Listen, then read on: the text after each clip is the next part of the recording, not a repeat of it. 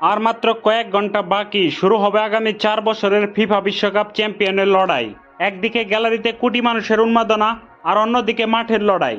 কিন্তু এই লড়াই কি শুধু একটি ট্রফির জন্য, নাকি এই ট্রফির পেছনে লুকিয়ে আছে কোটি টাকার প্রাইজ মানি আর অমূল্য কিছু ইতিহাস?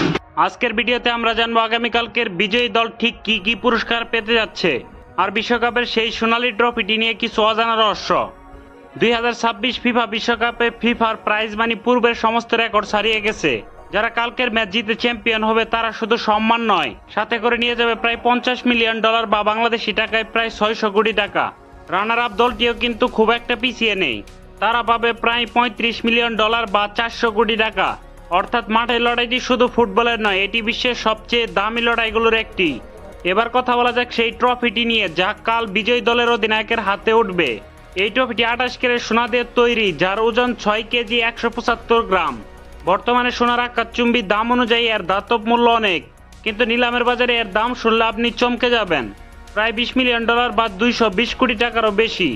তবে একটি অদ্ভুত তথ্য হলো, কাল ম্যাচ শেষে যে ট্রফিটি আপনারা স্ক্রিনে দেখবেন সেটি কিন্তু চ্যাম্পিয়ন দল বাড়িতে নিয়ে যেতে পারবে না। নিরাপত্তার খাতিরে ফিফা আসল ট্রফিটি নিজেদের কাছে রেখে দেয় এবং বিজয়ী দলকে একটি ব্রোঞ্জের রেপ্লিকা দেয়।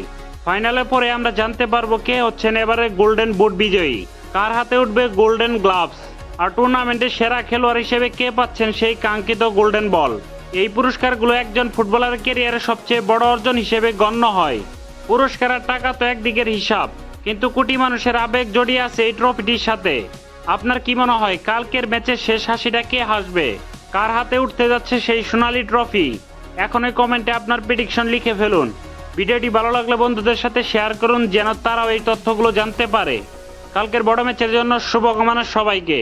দেখা হবে পরের ভিডিওতে। ধন্যবাদ।